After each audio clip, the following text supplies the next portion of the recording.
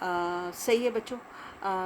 अभी मैंने properties of matter का बताया था ना, काफ़ी उसके लेंदी नुमेरिकल हैं, अभी कुछ और नुमेरिकल भी मैं करवाऊंगी। अच्छा, हीट के बारे में मैं सिर्फ चंद इंपॉर्टेंट चीज़ें आपको बता दूं। अभी भी मैंने बताया था, जब आप चेंज इन टेम्परेचर आ रहा है तो याद रखो एनर्जी को हम क्यू से, डेल्टा क्यू से शो करते हैं, और फार्मूला होता है C for specific heat, M for mass, delta T change in temperature. ठीक है, ये टोटल एनर्जी का, यानी एनर्जी का फॉर्मूला है सी एम डेल्टा टी, जब चेंज इन टेम्परेचर आ रहा है। लेकिन जब टेम्परेचर में कोई चेंज नहीं आ रहा तो उस सूरत में एनर्जी का फॉर्मूला होगा, अगर लेटेंट हीट ऑफ वेपराइजेशन है, यानी 100 degree centigrade boiled water 100 degree centigrade steam में कन्वर्ट हो रहा है, तो लेटेंट हीट ऑफ वेपराइजेशन, तो देखो एनर्जी का फॉर्मूला होगा latent heat of vaporisation multiply by mass. इसी तरह से एनर्जी का फॉर्मूला होगा वही एनर्जी, अगर 0 डिग्री सेंटीग्रेड या इस 0 सेंटीग्रेड के वाटर में कन्वर्ट हो रही है तो ये लेटेंट हीट ऑफ फ्यूजन कहलाता है। इसको हम F से शो करेंगे और इसको मल्टीप्लाई कर देंगे M से, राइट। अच्छा, फिर उसके बाद जो है हमारे पास, सपोज कर लो कि अगर आपके पास पावर है तो आप देखो आपको यूनिट ही याद नहीं रहते। आपको पता है कि पावर का यूनिट जो है वो वॉट है, ये तो आपको याद रह जाएगा, लेकिन वॉट किसके इक्वल है, और वो वॉट की जगह जूल पर सेकंड लिख रहे हैं, जूल पर सेकंड लिख रहे हैं, तो आप कंफ्यूज हो जाओगे कि भाई ये क्या आ गया, ये जूल पर सेकंड आ गया, ये क्या चीज़ है, ये पावर है, एनर्जी है, क्या है। तो देखो ये पावर है, चाहे वो वाट लिख दें मैग्नीट्यूड के साथ, चाहे वो जूल पर सेकंड लिख दें, दोनों ही सूरतों में ये पावर कहलाएगा। एनर्जी का यूनिट तो खाली जूल होता है। अच्छा, अगर तुम्हें क्वेश्चन में तुम्हें डेल्टा क्यू तुम्हें फाइंड आउट, मतलब एनर्जी भी दी गई है और जो है टाइम, तो हालांकि देखो इसमें कहीं पर भी टाइम नहीं है, और तुम्हें वो टाइम फाइंड आउट करने के लिए दे दे, तो देखो यही एनर्जी जो है डेल्टा क्यू जो है वो इक्वल हो जाएगा पावर मल्टीप्लाई बाय टाइम। ये एक न्यूमेरिकल किसी ने मुझसे पूछा भी था, मैंने करवाया भी था, तो देखो ये टाइम हो जाएगा। सही है, समझ में आ रही है बात। यहाँ पर टाइम, सबसे पहले डेल्टा क्यू फाइंड आउट करोगे सी एम डेल्टा टी से, फिर उसके बाद पावर तुम्हें क्वेश्चन में दी जाएगी जूल पर सेकंड के यूनिट के साथ, जो कि जिसमें तुम कंफ्यूज हो रहे हो, और टाइम तुम्हें फाइंड आउट करना है। आराम से तुम टाइम फाइंड आउट कर लोगे, जब तक तुम फॉर्मूले लर्न नहीं करोगे ना तुम्हें नहीं आएगा।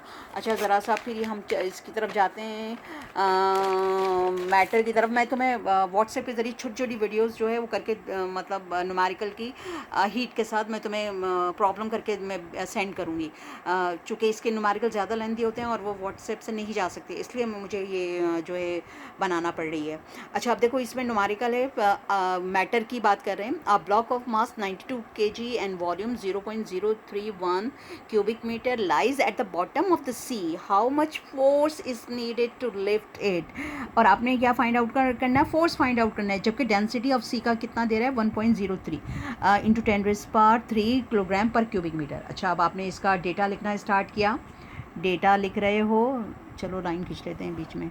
अच्छा, डेटा लिख रहे हो तो सबसे पहले तुमने मास लिखा कि मास कितना केजी है, 92 केजी है, और वॉल्यूम कितना दे रहा है 0.031 क्यूबिक मीटर। ठीक है। अच्छा, डेंसिटी ऑफ वाटर कितना दे रहा है, डेंसिटी मैं यहाँ पर ब्रैकेट में लिख देती हूँ वाटर की, यानी सी की डेंसिटी कितना दे रहा है 1 कितना दे रहा है 1.03 है ना, यही दे रहा है ना, 1.03 इंटू 10⁻³ किलोग्राम पर क्यूबिक मीटर, पर 1.03 किलोग्राम पर क्यूबिक मीटर। अच्छा, अब उसके बाद तुम्हें क्या फाइंड आउट करना है, apparent wait of the block find out करना है, यानी फोर्स, वो फोर्स जो कि ब्लॉक को लिफ्ट कर रही है वो फाइंड आउट करना है।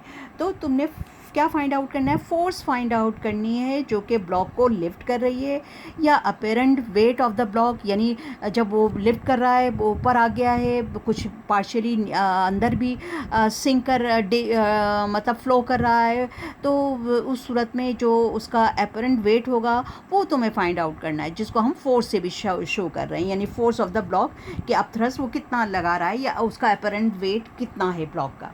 अच्छा, अब जब सॉल्यूशन करने गए तो सबसे पहले तुमने कहा कि सबसे पहले हम मालूम कर लेते हैं कि एक्चुअल वेट जो है वो ब्लॉक का क्या है। तो आपको पता है कि W इज़ इक्वल, ये हमेशा ये एक्चुअल वेट कहलाता है, ये एक्चुअल वेट कहलाता है, राइट।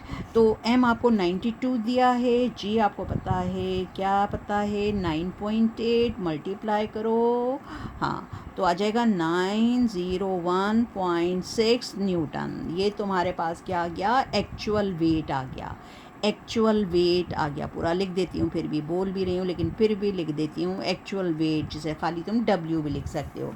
अच्छा, अब तुम्हें पता है कि अपथ्रस्ट, जाहिर सी बात है कि पानी उसको ऊपर की तरफ उठा रहा है, तो इसमें अपथ्रस्ट, जिसे बाउंसी फोर्स भी कहते हैं हम, अपथ्रस्ट फोर्स प्रोड्यूस होगी। और अपथ्रस्ट फोर्स का फॉर्मूला क्या है, अभी बताया था, V रॉ G, यानी रॉ पता है डेंसिटी के लिए है, तो ये AH, वरना तो AH होता है। AH अभी मैंने तुम्हें अभी फॉर्मूले में एक्सप्लेन किया था कि वॉल्यूम के इक्वल होता है।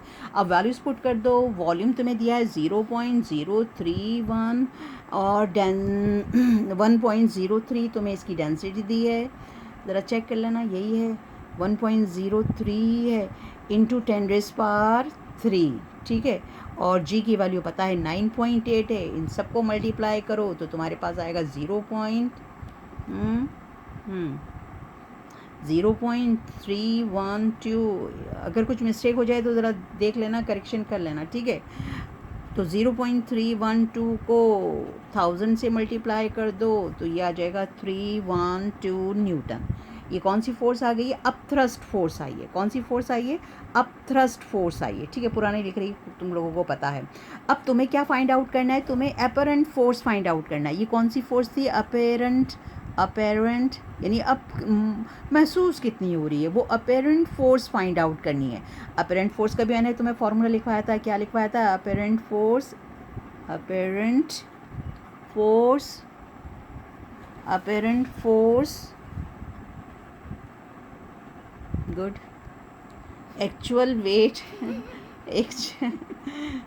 ये टाइमर ही नहीं ऑन किया था, actual wait minus upthrust, minus upthrust.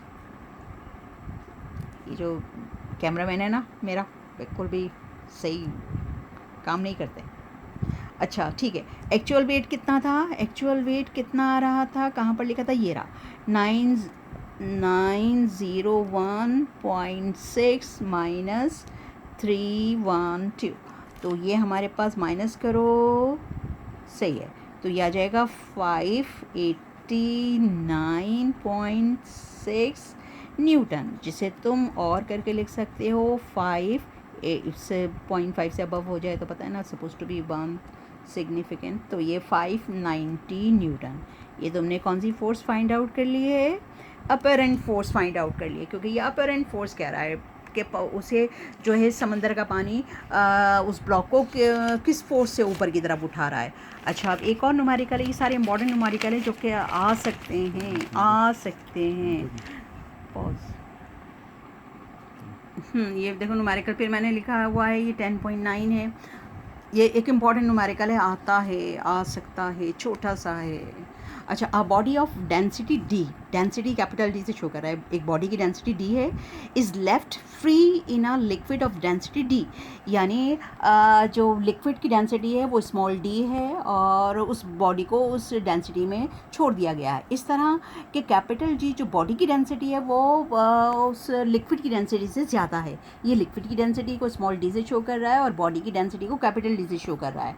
और तुम्हें प्रूव करना है कि downward acceleration of the body क्या है, that the downward acceleration of the body while sinking in the ground, sinking in the liquid is given by the equation। अब बता कह रहे हैं कि फाइंड आउट करो तुम एक्सेलरेशन के जब ड्यूरिंग तुम्हें क्या फाइंड आउट करना है, एक्सेलरेशन फाइंड आउट करना है बॉडी का ड्यूरिंग सिंकिंग, कि जब वो पानी में डूब रहा हो।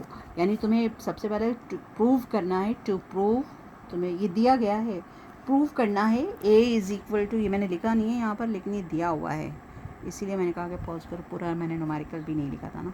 चलो ठीक है, ये प्रूव करना है, ये बुक में दिया हुआ है, हाँ न्यूमेरिकल में साथ मौजूद है, तुम्हें ये प्रूव करना है। अब तुम प्रूफ करने गए, तुम जाहिर सी बात है तुम्हें प्रूफ करना है, जैसे थ्योरम में स्टेटमेंट्स आते हैं, सपोजिशन होती है, बिल्कुल इसी तरह से यहाँ पर भी है। अच्छा, according to second law of Newton तुम्हें पता है कि F किसके इक्वल है, ma के, ये सेकंड लॉ ऑफ न्यूटन है ना, सेकंड लॉ है, सेकंड लॉ ऑफ न्यूटन है।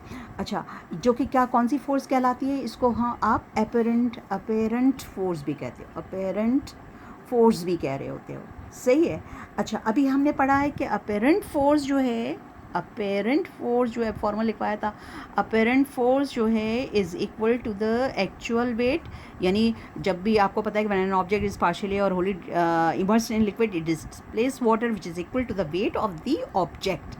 ठीक है, एक्चुअल वेट, अब एक्चुअल वेट क्या था, एक्चुअल UAL एक्चुअल, अच्छा एक्चुअल वेट जो उसका अपना वेट था और जो उसको पानी उठा रहा था, जो उसमें कमी आई है, अगर आप माइनस कर दो तो जो ज़ाहिर हो रही है उसकी, अगर मैंने स्पेलिंग गलत की ठीक कर लेना, जो ज़ाहिर हो रही है वो अपेरेंट इसकी फोर्स है। तो अपेरेंट फोर्स जो है वो MA के इक्वल है, एक्चुअल वेट MG के इक्वल है। अब तरस जो है वो, अब हमने रॉ की जगह ये VG, इस रॉ की जगह अब हम स्मॉल d, क्योंकि ये लिक्विड की डेंसिटी है तो यही फार्मूला मैं लिख रही हूँ, MA is equal to MG minus V small DG। ठीक है, अच्छा अब यहाँ पर आपके पास जब ये आ गया, आपके पास ये फार्मूला आ गया, तो आप दोनों यहाँ से एक, चूँकि एक्सेलरेशन फाइंड आउट करना है, प्रूव में एक्सेलरेशन फाइंड आउट करना है, इससे मास मल्टीप्लाई हो रहा है, दोनों जानिब जाकर डिवाइड हो जाएगा, दो टर्म है दूसरे साइड पर, राइट हैंड साइड पर, ये भी m से डिवाइड होगी, ये भी m से डिवाइड होगा। ठीक है, m से डिवाइड होगा तो यहाँ पर m की कटिंग हो जाएगी, तो ये a तुम्हारे पास किसके इक्वल आ जाएगा, g माइनस, और ये देखो ज़रा मैं इसको लिख रही हूँ, किस तरह से लिख रही हूँ, मैंने v अलहदा लिख दिया, सही, चलो अच्छा साथ ही लिख देते हैं ना, v अलहदा लिख दिया, ये चलो इस तरह जैसे मैंने लिखा है ना, ये यहाँ पर लिख दिया, कुछ सोच कर लिखा है मैंने ये चीज़, क्योंकि मुझे पता है डेंसिटी का, मेरा फार्मूला आपको लिखवाया था कि डेंसिटी का फार्मूला होता है मास पर यूनिट वॉल्यूम, है ना, मास पर यूनिट वॉल्यूम, यही होता है ना। सॉरी, ये इसको ज़रा चेंज करके लिखती हूँ, ये जैसे ना m/v, तो मेरे पास v/m आ रहा है, ये मैंने g as it is copy किया, इसको मैंने v/m मैंने u निकाल लिया, d मैंने अलहदा कर दिया और g भी मैंने इसके साथ लिख दिया। तो अब क्या हुआ कि यहाँ पर हमने कहा कि ये a is equal to g आ रहा है ना, a इज़ इक्वल टू, दोनों टर्म में g कॉमन है, g मैंने कॉमन निकाल लिया, तो ये मेरे पास 1 minus v upon small d आ गया। ठीक है, यही आया ना स्मॉल d, ठीक है, स्मॉल d मैंने यहाँ पर लिख लिया। अच्छा, अब मुझे तो पता है कि डेंसिटी का फार्मूला जो है वो मास पर यूनिट वॉल्यूम है, मास पर यूनिट वॉल्यूम है। अगर और मेरे पास यहाँ v/m आ रहा है, यानी ये v/m आ रहा है मेरे पास यहाँ तक, इस स्टेप तक, तो ये जब d है तो ये 1/d हो जाएगा ना, ये मल्टीपल इन्वर्स ही है ना, इसका मल्टीपल इन्वर्स है ना, तो d का भी मल्टीपल इन्वर्स 1/d हो जाएगा। तो मैं अब इसकी जगह 1/d लिख सकती हूँ ना, तो ये मेरे पास ये फार्मूला हो जाएगा, a is equal to g into, चाहे ब्रैकेट से पहले लिख दो चाहे ब्रैकेट के बाद लिख दो, g मर्जी तुम्हारी, 1 माइनस ये 1/d हो जाएगा, 1/d, ठीक है, 1/d और small d as it is copy कर दो। अच्छा, अब इसी को तुम दोबारा से भी यूँ भी लिख सकती हो, a is equal to g, जैसे ये लिखा हुआ है ना, ये प्रूव करना था ना, ये यूँ प्रूव करना है, तो ये इसको इसी तरह से लिख दो, पहले ब्रैकेट लिख दो इसको देखते हुए, 1 माइनस ये d और 1 मल्टीप्लाई हो रहा है ना, तो small d upon capital D और बाद में g लिख दो। देखो शुरू में g लिखोगे तो कोई गलत नहीं हो जाएगा, तुम ये मत सोच लेना कि गलत हो गया, तो ऐसा लिखा हुआ है, ये मर्ज़ी आपकी, g चाहे यहाँ लिख दो चाहे g यहाँ पर लिख दो, मर्ज़ी आपकी। तो देखो ये तुमने प्रूव कर दिया कि जो एक्सेलरेशन है, जो बॉडी का जो एक्सेलरेशन है when it floats into any given liquid, तो उसका जो एक्सेलरेशन है, जो जिस स्पीड से वो मूव करता है, जो rate of change of velocity उसमें आती है, वो होती है 1 minus d/d, d density of liquid है और d capital D density of the object है, और g तो पता है एक्सेलरेशन ड्यू टू ग्रेविटी। तो ये आपने प्रूव कर दिया, तो एंड में लिख दो प्रूव्ड। अच्छा, मैं हीट के जो है न्यूमेरिकल तुम लोगों को व्हाट्सएप करूँगी एक एक छोटा छोटा बनाकर। Okay, bye.